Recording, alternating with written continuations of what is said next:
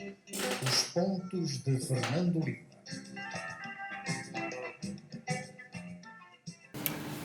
Cumprimentamos os nossos telespectadores do Facebook. Cá estamos nós para mais um Pontos de Fernando Lima. Estamos em direto para o Facebook. E também saudamos os nossos ouvintes da Rádio Savana 100.2, um programa que vai ao ar às 19h. Estamos a falar a partir dos estúdios da Rádio Savana 100.2. É um programa que pode ler na versão impressa no nosso diário Mediafax. Também pode descarregar no YouTube. Fernando Lima, bom dia. Bom dia. Iniciamos o nosso programa num dia em que o Presidente da República vai se dirigir à nação no quadro do estado de emergência. É uma comunicação que irá ao ar depois do nosso programa ter estado também no ar, mas isso, nós somos bruxos, mas isso não nos deixa de dar algumas indicações aos nossos ouvintes e aos nossos telespectadores o que é que pode ser o estado a nova comunicação do Presidente da República, numa altura em que os números estão a subir, os números também de internamento também estão a subir, que pode sufocar o sistema sanitário. É inevitável que o Presidente prolongue o estado de emergência ou podemos ir a ativar a lei das calamidades? Bem, agora que essa lei já foi promulgada, o Presidente tem na mão um novo instrumento jurídico que pode ativar, mas, e depois da interpretação controversa que foi dada da possibilidade de um novo estado de emergência, também pode ir por via das prorrogações. Pessoalmente, eu acho que devia interromper o estado de emergência, uma vez que a própria conjuntura assim o recomenda, e exatamente fazer o apelo ao estado de calamidade nacional e implementar as medidas que já estão em curso. Digamos que seria uma forma indireta de emendar a mão daquilo que foi esta atuação muito forçada em relação ao segundo estado de emergência. Por outro lado, e em termos práticos, não há outro caminho a dar senão o relaxamento das medidas, o relaxamento das medidas viradas para a economia e também para o relacionamento social, mantendo, claro está, as medidas e hábitos que foram impostos pelo coronavírus e aparentemente estão num grande relaxo. Mesmo aqui em Maputo, onde as mensagens governamentais passam mais facilmente, hoje há um grande relaxamento em relação ao uso de máscaras e à própria higiene pessoal. Na maior parte dos estabelecimentos comerciais, não sei se é para pouparem no álcool gel ou no sabão, não há qualquer medida de higiene. Está o baldinho à porta, mas o baldinho é exatamente para mostrar ao inspetor do INAI que está lá o baldinho e nada mais. O que é mau, porque é preciso continuar a fazer este esforço de lutar contra esta contaminação massiva.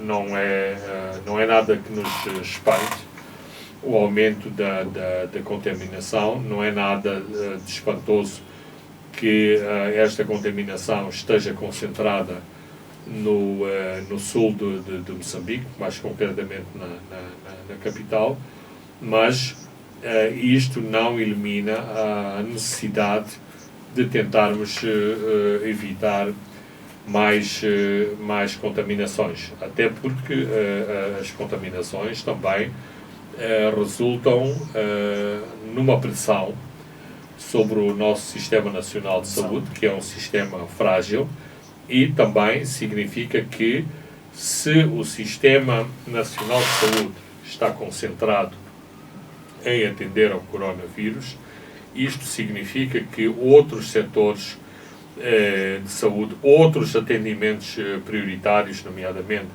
as consultas de tuberculose, de HIV, de HIV-Sida, da saúde materno e infantil, assumem depois um papel secundário, o que é mau, porque sabemos que há muito mais vítimas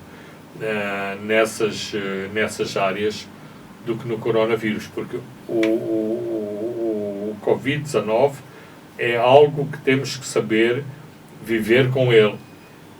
O tal novo normal. Tentarmos manter o mínimo de controle até ao estabelecimento da vacina. Portanto, desde que haja um controle da curva, e quando eu digo um controle da curva, significa que mantenhamos os crescimentos da curva a um nível controlado, tudo vai bem dentro do novo normal, que é achar que o aumento de contaminações também faz parte desse novo paradigma. Portanto, eu penso que a comunicação do Presidente basicamente vai estar formatada nestes dois pressupostos. A necessidade de abrir e de estabelecer regras mais flexíveis para a economia de Moçambique. Aliás, já devíamos ter sido mais ousados e tentar que as medidas de higiene pessoal sejam respeitadas. Um terceiro aspecto, que é este regresso à escola ser bem monitorado, porque se o regresso à escola correr bem, ou seja, se não dispararem as infecções nas escolas, vai haver um relaxamento por parte dos professores e toda a comunidade escolar. Se houver alguns casos, mantém-se o medo, e isto não é bom, quer para a comunidade escolar, em última análise, que envolve os pais, encarregados de educação, professores, dirigentes das escolas. E, portanto, porque também vamos entrar numa fase subsequente em que novos subsistemas do sistema de educação vão abrir as portas a partir de outubro. Muito bem, Fernando Lima, depois desta nota introdutória, nós vamos para o estado de emergência. Hoje, caros ouvintes e telespectadores, é um programa onde vamos comentar sobre a ida de Filipe Nyusi a Cabo Delgado, onde foi visitar o bispo de Pemba, no meio de toda a controvérsia que já aqui debatemos. Vamos olhar para a situação em Cabo Delgado. Vamos revisitar também o dossiê das dívidas ocultas. Mas antes disso, vamos ao tema de semana do nosso comentador, que é a tentativa da LAM no Matavô.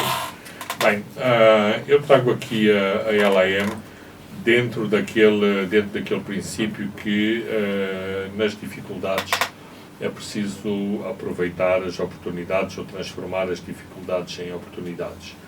E parece-me importante que uma companhia com tantas dificuldades, uma companhia que está claramente no vermelho, tenha tentado e está a tentar, durante o período de Covid-19 e dos confinamentos e das restrições à economia, estabelecer voos alternativos, que na prática já são voos comerciais, embora com restrições.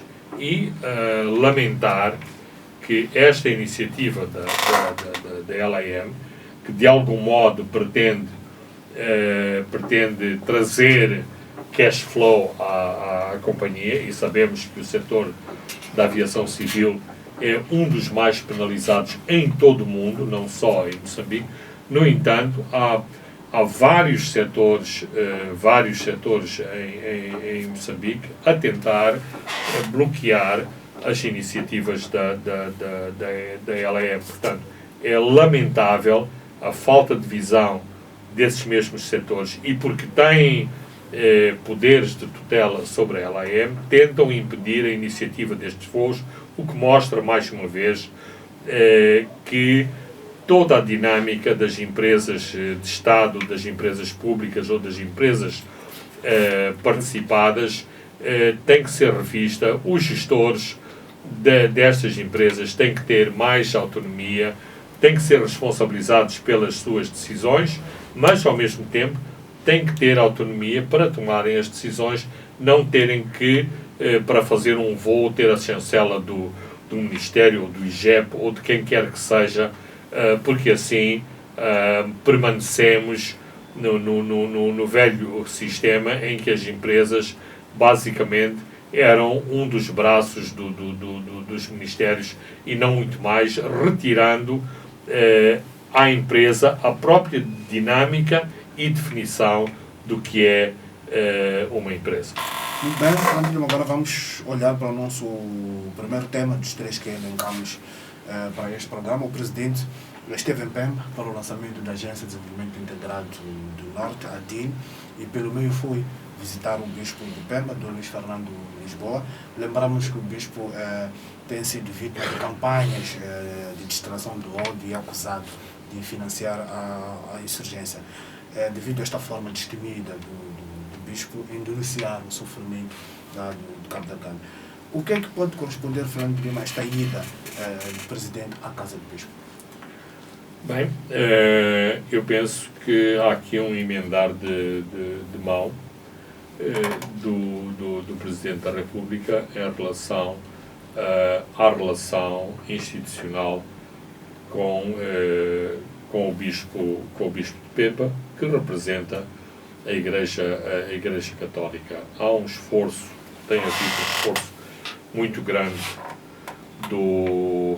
das autoridades seculares de Moçambique em manterem um bom relacionamento com as confissões religiosas, em particular com a Igreja Católica, reconhecendo o peso que tem a Igreja Católica e, quando é bom para as relações institucionais. Portanto, o facto de o Presidente da República se avistar com o Bispo de Pemba, mas tendo visitado o Bispo de Pemba nas suas próprias instalações, é um gesto muito importante. Do gesto às ações, também é importante o Presidente da República ouvir in loco do representante da Igreja Católica a sua própria visão do que se passa no terreno. E, aliás, a Igreja Católica tem um grande sistema de... Absolutamente, e reconhecido pelo próprio Presidente da República. Portanto, certamente que o chefe de Estado tem o seu serviço de informações, que o mantém informado, numa certa perspectiva, daquilo que se passa, mas é preciso e é importante ouvir mais vozes, e vozes igualmente bem informadas sobre a situação no terreno, para dar uma outra dimensão ao que se passa em Cabo Delgado, porque certamente determinadas ações que acontecem nas vilas e nas aldeias de Cabo Delgado não passam nos relatórios das Forças Armadas e dos serviços de inteligência. E, portanto, isso também é importante e, em última análise, dando legitimidade à voz do Bispo, que tem sido este porta-voz inconformado daqueles que neste momento estão a sofrer mais, sendo também um porta-voz internacional de pedido de apoio para as vítimas da violência em Cabo Delgado, e isto é muito importante. Após o encontro, o presidente mostrou-se receptivo às ideias contrárias. Isto pode ajudar a refrear os ânimos do século de Jacareta, este grupo venenoso que tem liderado esses ataques, sobretudo contra o Bispo de Pemba. Eu espero que sim, porque aquilo que o G40, os seus porta-vozes, ou os seus atores principais têm demonstrado é que estão descomandados. Não me parece que tenha havido um comando direto, objetivo, para que o Bispo de Pemba fosse atacado, mas digamos que no radar destes setores foi captada uma mensagem de desagrado em relação ao Bispo de Pemba. E, portanto, foram acionados os meios para invectivar contra o Bispo de Pemba, assim como no dia-a-dia outros alvos são definidos sem que haja uma central que defina esses alvos. Há percepções. O presidente também tem que ter um discurso que não deixa muitas margens para este tipo de interpretações. Exatamente. Penso que é uma lição para o próprio presidente, por um lado, porque o presidente, que é o presidente da Frelimo, tem os meios para pôr o assaimo nos cachorros do G40. 2, porque exatamente as suas mensagens devem ser claramente perceptíveis e não se traduzam em mensagens dúbias que depois causam danos à própria imagem do Estado, que foi aquilo que se passou. Mas isto não é a primeira vez, não vai ser a última. Há como que uma caça livre por parte desses elementos que, ao mínimo sinal de descontentamento, ao mínimo sinal de opinião diversa da opinião oficial, tem que vir à rua morder qualquer um. Curiosamente, o presidente levou consigo o Bernardino Rafael, o comandante geral da polícia, que tem comandado as operações na Operação Norte, como na terminologia desta situação de guerra capital costuma ser usado. A ida do Bernardino Rafael pode também fazer parte desta troca de informações com o Bispo de Pemba. Ou outra leitura. A presença do comandante-geral da polícia presta-se a várias interpretações.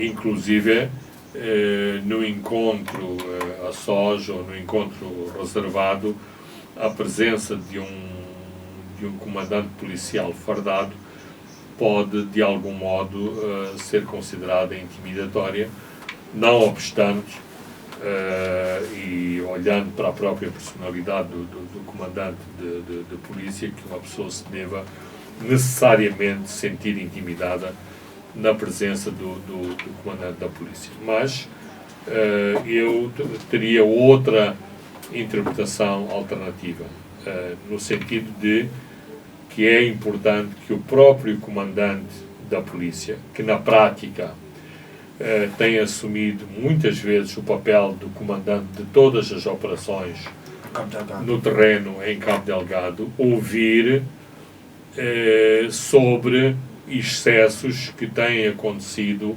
em Cabo Delgado. Não ouvir porque abriu um jornal ou porque leu uma entrevista, mas ouvir de viva voz determinados relatos de determinadas ocorrências decorrentes das operações militares e policiais que estão a acontecer naquela província. Ainda na presença do presidente Nilson em Cabo Delgado, vamos olhar para um trecho de uma comunicação dele. Depois do antigo presidente Gabuza ter afirmado que durante a guerra dos 16 anos nunca se perdeu o foco E no discurso do lançamento da DIR dedicou espaço para comentar sobre isto e disse que comparar a guerra dos 16 anos com actos de terrorismo, muitos setores, Fernando Lima, acharam que este pronunciamento de Nussi é uma resposta direta ao presidente Guebuza. Sentiu isso também ou uma ligação muito forçada? Mas diz que 16 anos não é igual comparar com a situação de terrorismo em Cabo Delgado. Sem entrar no pressuposto se é ou não igual, porque aqui teríamos que entrar também em várias contradições do próprio discurso oficial, uma vez que Chissano e os membros do governo Chissano usaram muitas vezes a terminologia terrorismo para caracterizar as ações da Renamo, mas claramente há diferenças entre aquilo que aconteceu com a Renamo e aquilo que está a acontecer neste momento em Cabo Delgado, e não tenho dúvidas que as palavras do presidente Nussi tinham um destinatário muito preciso, e penso que a parte que tocou mais e ofendeu mais o presidente da República é esta sugestão de que o governo está um pouco à deriva na forma como deve lidar com a guerra em Cabo Delgado. Isto é algo que o presidente leva muito a peito, porque ele considera que se está a fazer, dentro de todas as limitações de natureza logística e operacional, ele acha que se está a fazer o melhor que se pode em Cabo Delgado. Dois, há muita gente, e quando eu digo muita gente, neste caso muitos elementos das Forças Armadas que estão a morrer em Cabo Delgado. Logo, pôr em causa o esforço de guerra, pôr em causa a determinação em termos de comando de eliminar a violência em Cabo Delgado é algo que ele considera muito assintoso, e portanto ele achou que tinha mesmo que responder, e tinha mesmo que responder naqueles termos onde é inequívoco o sinal de que está a responder ao antigo Presidente da República. Respondeu também às críticas sobre a falta de acesso de jornalistas às zonas do conflito. O Presidente negou a existência de bloqueios e disse que é uma zona livre para jornalistas. Esse discurso, Fernando Lima, não destoa com a realidade, tendo em conta que tivemos inúmeros incidentes com a comunicação social no Cabo Delgado. Destoa, mas por outro lado é importante este pronunciamento, porque digamos, é uma arma ou é um salvo-conduto que os jornalistas podem usar para tentarem atuar em Cabo Delgado. Ou seja, aquilo que o Presidente diz não faz com que no minuto a seguir os jornalistas se metam num carro e circulem livremente por toda a província de Cabo Delgado. Também ressalvou que é uma zona de guerra. Exato. Independentemente das Forças Armadas quererem ou não essa circulação. Há uma situação de guerra em Cabo Delgado e os jornalistas, se não tomarem as devidas precauções, arriscam-se a sofrer as consequências dessa situação de violência em Cabo Delgado. Faz-me lembrar, por exemplo, o que acontecia durante os anos da guerra com a Renamo, de muitos jornalistas internacionais que visitavam Moçambique e que achavam que poderiam ir pela estrada para se encontrar com a Renamo. E o meu aviso era sempre, cuidado, porque não estamos na América Latina, não estamos noutras paragens em que basta escrever press, mídia nos carros para que as pessoas que estão nas matas não disparem. Aqui dispara sobre tudo que mexe e, portanto, pode haver situações em que jornalistas podem ser assassinados porque exatamente têm esta sensibilidade que se trata de jornalistas, portanto, pessoas que não devem ser atingidas. No mesmo pressuposto, talvez num contexto completamente diferente, eu lembro aqui o incidente muito triste do Dr. Gagnon, na zona de Chinavan, que foi exatamente assassinado nesse mesmo pressuposto. Ele sempre achou que, sendo médico e não sendo parte no conflito, que nunca seria interpelado, atingido, ameaçado, abatido. Mas, exatamente, estava no sítio errado e à hora errada, numa estrada complicada, e foi mesmo assassinado.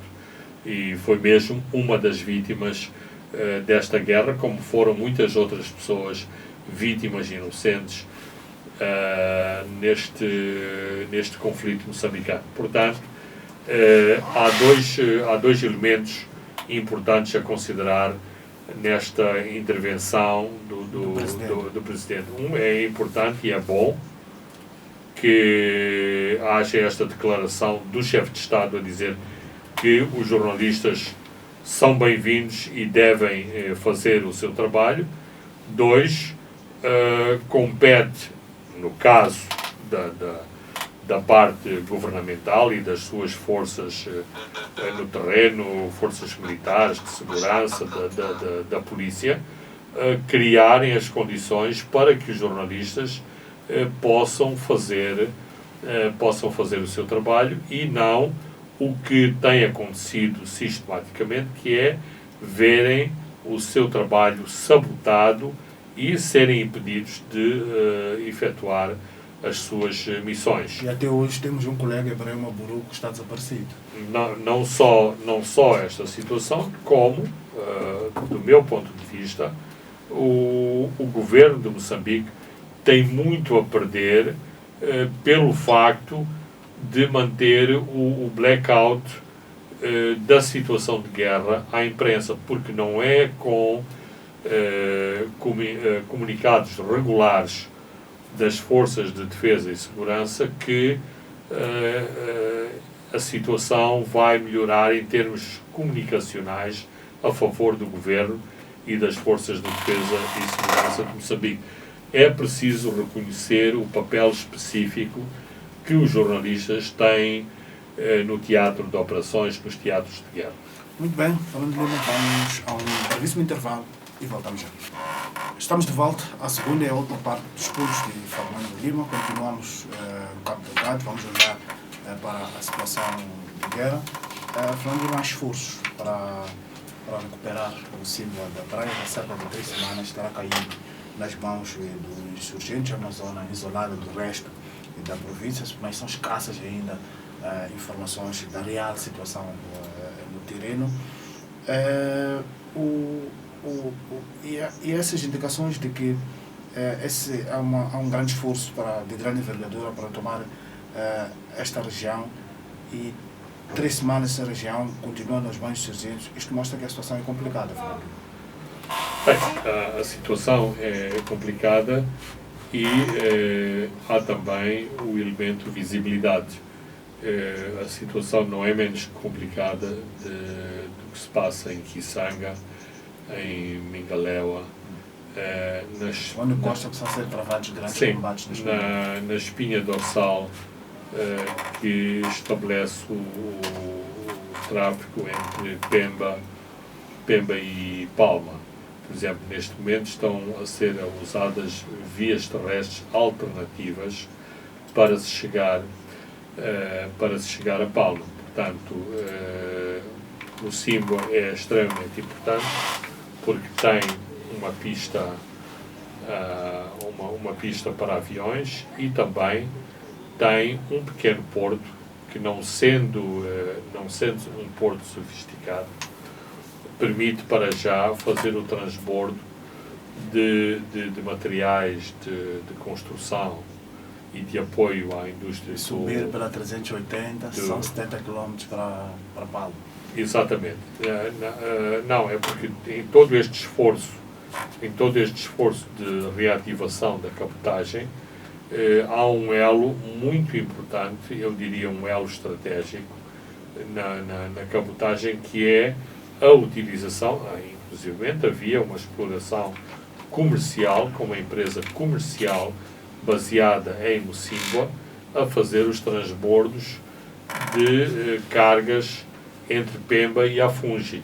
Logo, a falta de controle sobre Mocimboa, para além de ser um problema fundamental de soberania, ou seja, uma parte do território moçambicano que não está sob controle do Estado, do Estado, também tem estes efeitos logísticos imediatos, que é o acesso a uma base que permite o contacto com a Fungi. Daí que se compreenda o esforço que o exército de Moçambique está a fazer para retomar Mocimboa. E a DAG também, pelo que consta, reforçou os seus meios aéreos, estando agora com 8 helicópteros terrestres.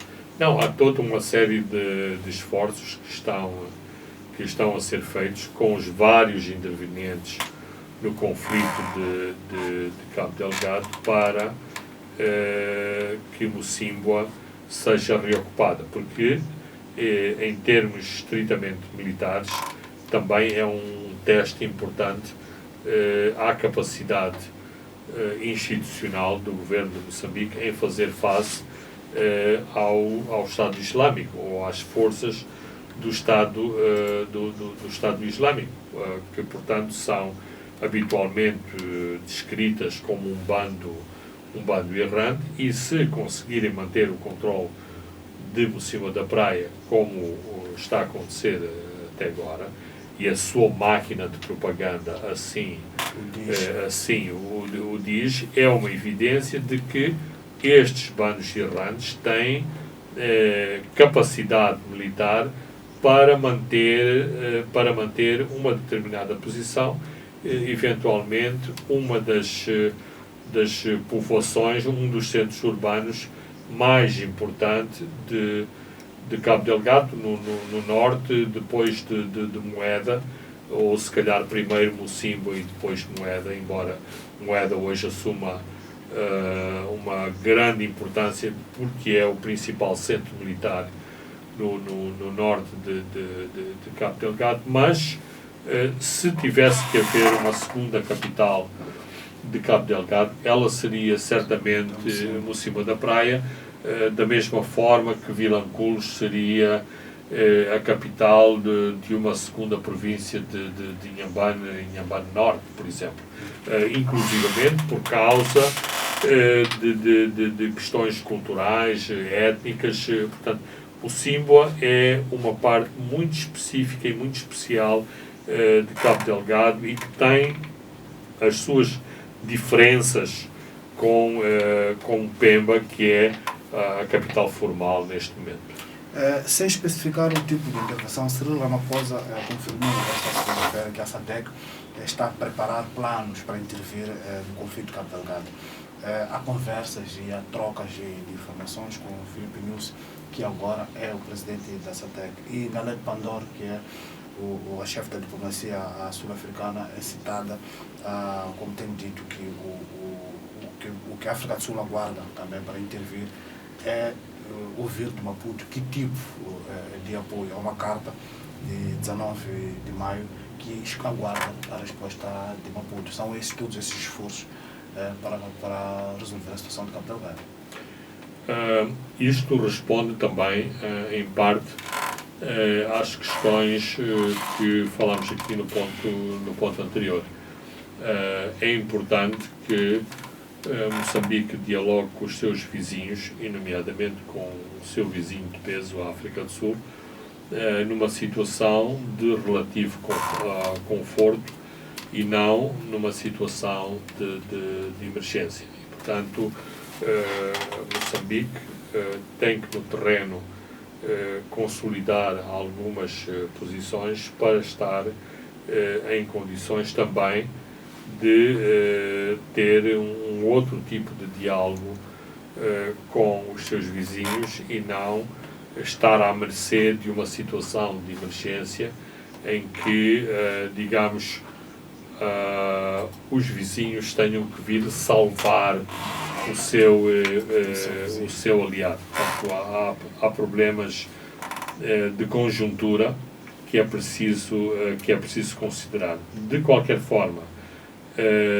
as últimas declarações da Ministra dos Negócios Estrangeiros da África do Sul vêm clarificar uma certa nebulosa em relação à relação Moçambique-África do Sul, porque havia demasiados rumores no ar se a África do Sul estaria ou não estaria disposta, se havia forças que estavam ou não estavam a ser preparadas, se Moçambique teria ou não teria pedido apoio. Agora está mais clara porque há uma declaração oficial nesse sentido.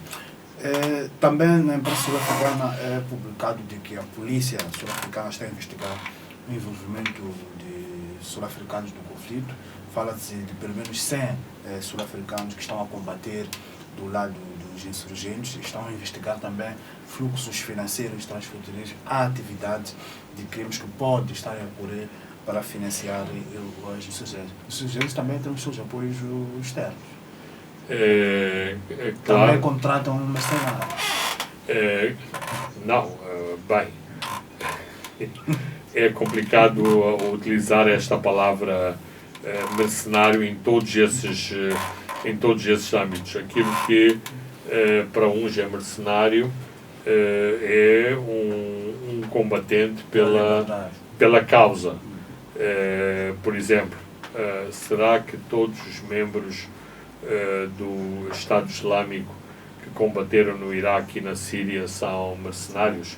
Eles não se consideram mercenários. Eles saíram de França, da Suécia, dos Estados Unidos, da Alemanha, da Grã-Bretanha, até de Portugal, para se juntar ao Estado Islâmico, recebendo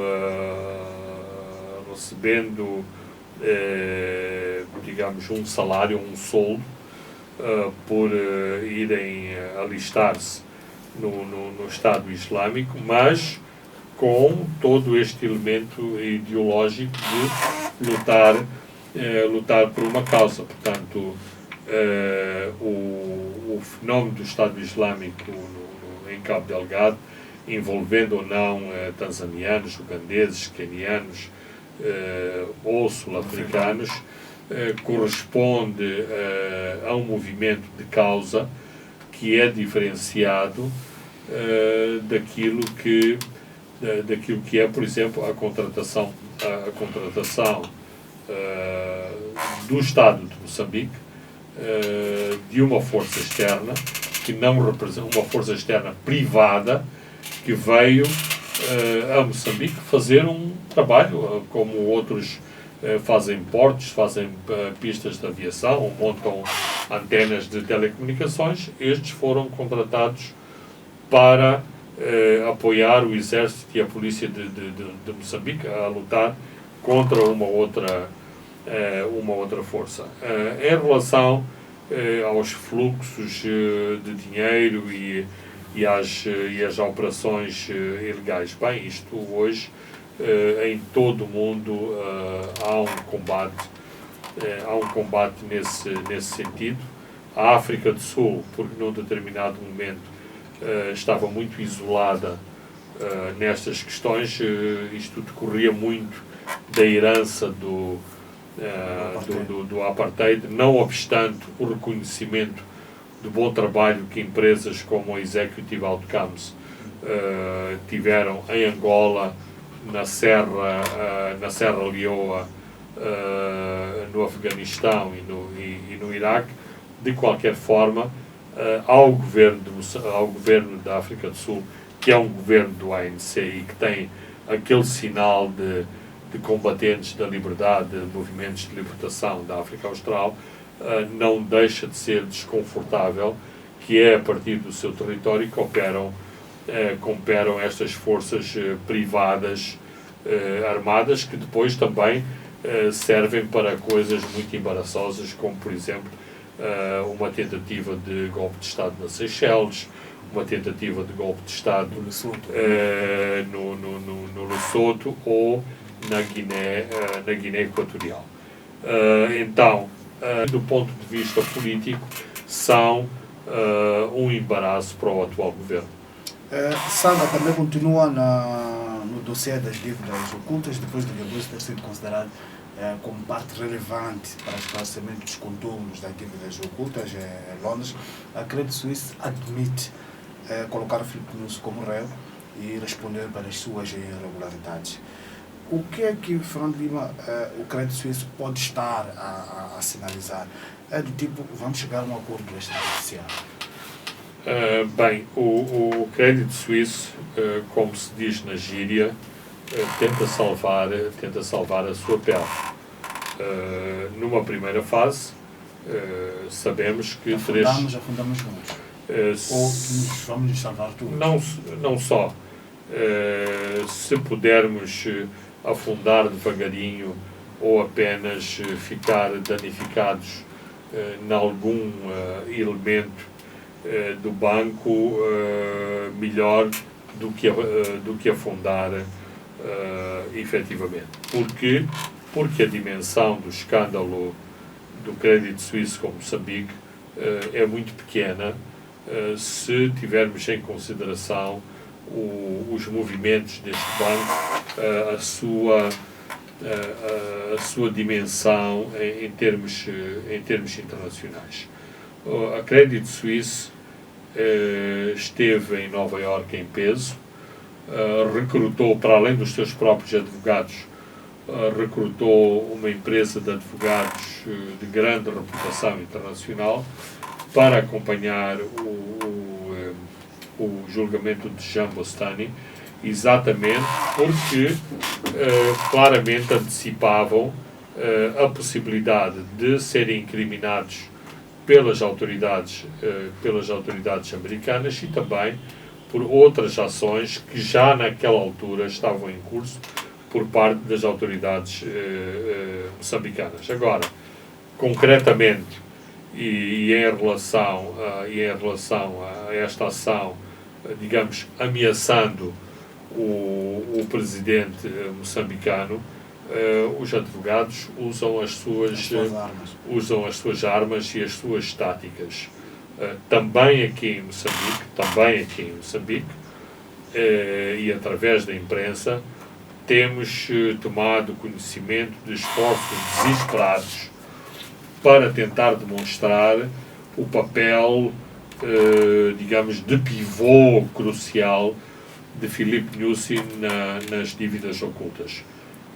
Pessoalmente, e também de acordo com muitos dos advogados credenciados aqui em Moçambique, até agora todos os documentos que foram vazados para a imprensa não demonstram esse papel crucial, não obstante mostrarem claramente que o então Ministro da Defesa estava ao corrente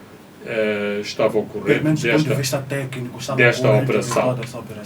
Esta é uma parte, portanto, não tenho informação de que o Credit Suisse tenha outros elementos de prova que mostrem outro papel mais relevante. O Credit Suisse apega-se naqueles extratos que passaram no julgamento de Broccoli.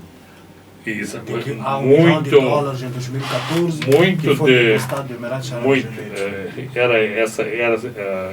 Essa era a segunda parte da minha intervenção. Uma outra linha de acusação contra o atual presidente seria que ele foi subornado e que, portanto, ele faz parte do esquema. Ora, a narrativa alternativa em relação a essas questões é que houve sim um financiamento para o Newman, ou o New, ou portanto todos aqueles códigos que Jean Bustani disse que se tratava de Philippe Nyusi, mas que foram parar a uma conta que não é a sua conta pessoal e que serviram para financiar a sua campanha de eleição a Presidente da República. Portanto, os contornos não estão claros neste momento sobre se recebeu ou não recebeu. A indicação é que não recebeu e não se beneficiou pessoalmente. Em termos públicos, esta iniciativa do Crédito Suíço visa pôr pressão nas autoridades moçambicanas que, confrontadas com um potencial escândalo desta natureza, prefeririam que o assunto fosse tratado extrajudicialmente e, portanto, afastando a hipótese de se ir a uma confrontação em tribunal e de se lavar, como se costuma dizer, mais roupa suja em tribunal. E, como disse Jean Bustani em Nova Iorque, a sua leitura daquilo que se estava a passar é que houve uma traição nos objetivos deste grande projeto que a Privinvest estava a executar. E a razão de ele estar no banco dos réus, a razão de todo este escândalo ter vazado para a praça pública, é exatamente uma situação decorrente de confrontações no seio da Frelimo e que alteraram a visão inicial do que seria este plano de defesa estratégica de Moçambique. Nessa estratégia que está a ser seguida pelo Crédito Suíço, acredita que haverá também um lobby destas dívidas ocultas que estará em linha ou em conversas com os advogados do Crédito Suíço? Eu não tenho dúvida. As pessoas da Privinvest, as pessoas ligadas a todas as operações deste projeto, mantiveram durante largos meses relações com o governo de Moçambique, com o atual governo de Moçambique, com António Carlos do Rosário e, portanto, tem claramente laços muito estreitos com pessoas influentes em Moçambique e que neste momento estão na defensiva. É preciso não esquecer que há réus presos, há um arrolamento de novas pessoas como personalidades relevantes no caso, como é o caso do presidente Guebuza e da senhora Isaltina Lucas, e portanto há todo o interesse de que os canais com a Privinvest não sejam de todos cortados, porque há partes, e há muita coisa, aliás, que ainda não se sabe. Há circuitos de dinheiro que continuam a funcionar, há empresas decorrentes dos dinheiros das chamadas dívidas ocultas que continuam a operar aqui em Moçambique e que ainda não foram revelados nem identificados. Vamos fechar com o lançamento da DIN, que é a Agência de Desenvolvimento Integrado do Norte. É um projeto, Fernando Lima, teoricamente muito ambicioso. Foi lançado esta segunda-feira em Pemba, Cabo Delgado. Uma das 3 províncias abrangidas por este projeto é Cabo Delgado, que vive uma situação de permanente insegurança, já falamos aqui. Mas este projeto, Fernando Lima, precisa de segurança para sair do papel. Claro que precisa de segurança, mas atenção, província de Cabo Delgado, felizmente para o governo de Moçambique, não está toda ela abrangida por situações de insegurança ou de guerra. Há uma série de distritos na costa de Cabo Delgado que está afetada, mas há outros distritos que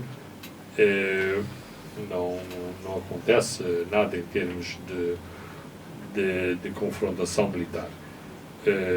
Isto não significa que amanhã comecem conflitos nessas zonas. Mas a ADIN, um dos seus objetivos é, por via não armada, dissuadir a inclusão de conflitos. Portanto, devolver a esperança desses jovens que foram engrossar absolutamente. os Portanto, grupos insurgentes. Se em Ancoaba, em Balama, em Montepuez, em Moeda, em Mamoto, em Negumano, começarem a chegar as informações de que há emprego, há iniciativas para jovens e não só, as informações, este tipo de informações corre muito rápido. Portanto, este para mim é o principal objetivo da ADIN, mesmo que nos seus objetivos grandiosos se estabeleça Nampula e o Niassa, mas a sua frente de atuação imediata e o seu foco é Cabo Delgado, e é Cabo Delgado com uma missão muito específica, ou seja, ser a cobertura civil ou a alternativa civil a um trabalho que de facto foi negligenciado durante muito tempo e que explica também muito do sucesso que estes grupos que propagam a violência em Cabo Delgado têm tido na província. São 764 milhões de dólares, que é o orçamento total. O Banco Mundial tem aqui a parte de leão, e é o Banco Mundial que tem sido a boia de salvação em termos de injeção de fundos para o governo, projetos da administração NUSI, numa altura em que entra muito pouco o fundo por causa do problema que já conhecemos, que é das dívidas ocultas. O Banco Mundial tem aqui um papel decisivo. O Banco Mundial e as pessoas que da parte moçambicana têm tido a capacidade, eventualmente têm, não sei se tem um segredo lá da USAID para ir buscar estes fundos. Não, os parceiros de Moçambique têm sempre mostrado disponibilidade para apoiar quando eles acreditam na viabilidade dos projetos. E por isso mesmo que projetos como o Sustenta no passado tiveram os apoios que tiveram, que os novos planos de desenvolvimento do Ministério da Agricultura já têm pernas para andar porque há dinheiro atrás, e eventualmente a ADIN não tem desde já os 700 milhões de dólares, mas tem pelo menos 52 milhões para comprar os 4x4 com o logotipo da ADIN na porta, e muitas vezes esta propaganda também resulta, mas isto é uma brincadeira. Com 52 milhões de dólares, que é o dinheiro posto à disposição pela USAID, pode-se fazer muita coisa e podem-se dar sinais muito claros de que há uma instituição do Estado que está a tentar fazer a diferença em Cabo Delgado. Armando Panguene, o PCA, acha que tem pujança e energia suficiente para dirigir ou coordenar este ambicioso projeto, ou como alguns analistas avançam, a colocação Panguene é estratégica, já foi é antigo embaixador, já foi o governador de Cabo Delgado, é antigo combatente, ele pode conseguir dialogar e refrear alguma elite local ávida de levar a sua parte nestes grandes projetos. O embaixador Panguene tem todas essas características. Para além de ter uma personalidade fantástica, ele é uma pessoa muito afável. Quando falamos do antigo combatente puro e duro, o Armando Panguene é tudo menos isso. É uma pessoa que, tanto, acho que se calhar a farda pingo de chuva lhe cai mal. Portanto, é uma pessoa bem... eu sei que há todos esses comentários do avôzinho, dos seus cabelos brancos, mas é uma pessoa bem escolhida para aquela função. Agora, ele tem que ter a capacidade e a inteligência para reconhecer as suas próprias limitações, porque esta agência não tem que andar, tem que correr. E, portanto, se ele quer pôr a agência a correr, tem que se rodear de pessoas que façam a agência correr, porque senão, e eu já tive a oportunidade de o dizer, a ADIN será um outro nado morto, como é aquela agência do Val do Zambeze, que eu estou para ver ainda os sucessos dessa agência, não obstante terem sido para lá tirados nomes sonantes da nossa nomenclatura, e resultou em zero, incluindo empreendimentos que são hoje autênticos elefantes brancos na nossa economia. Portanto, eu penso que a fórmula correta de atuação de Panguene será ter à sua volta pessoas que façam e não que estejam lá para ganharem os dólares de salários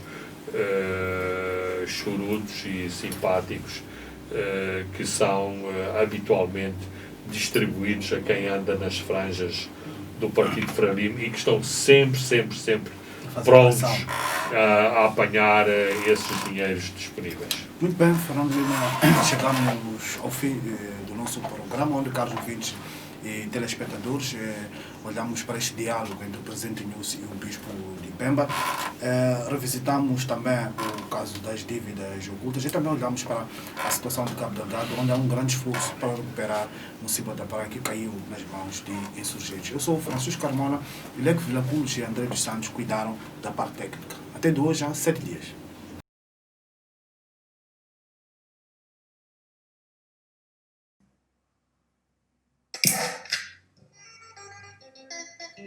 Os pontos de Fernando Lima.